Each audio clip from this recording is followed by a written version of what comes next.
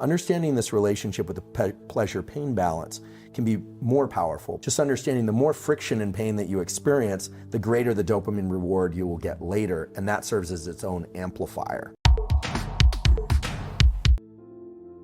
You know, we've been talking mainly about dopamine and its scheduling and about the fact that it can be attached to anything. I think many people find it hard to subjectively attach dopamine to something they don't want to do. How do you get motivated? Well, one way to do that is if you are good at subjectively attaching dopamine to the pursuit, just knowing, okay, I really am hungry for this. I'm going to tell myself that making it 1% of the way is a success, and I'm going to keep going and I'm going to keep ratcheting on. And that's great if you can do that. But for people that can't do that, understanding this relationship with the pleasure-pain balance can be more powerful. Just understanding the more friction and pain that you experience, the greater the dopamine reward you will get later, and that serves as its own amplifier of the whole process of pursuing more dopamine. And then the other aspect of it is that anytime that we're leaning into action, it has the possibility of being an amplifying process or a depleting process. And the key to that is making sure that you're balancing the dopamine and epinephrine systems. You know, epinephrine being this molecule of universal currency of energy output.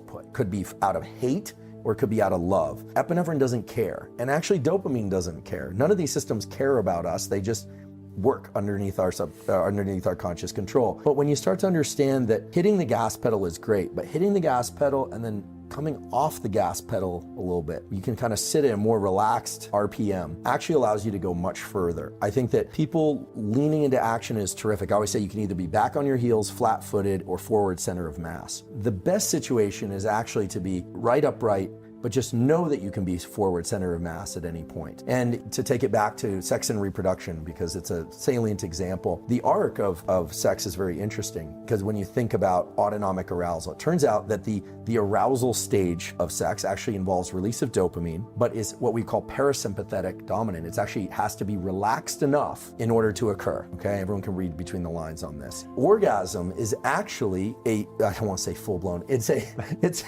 it is a sympathetic nervous system driven response. It's identical to the stress system. It's driven by the same neural circuits as stress. And then what comes afterward? The parasympathetic system goes back up again. It's that deep relaxation. So why do I say this? Not to talk about sex to be, to serve as a highlighter, but rather our species arrived here because of this dance between arousal and relaxation.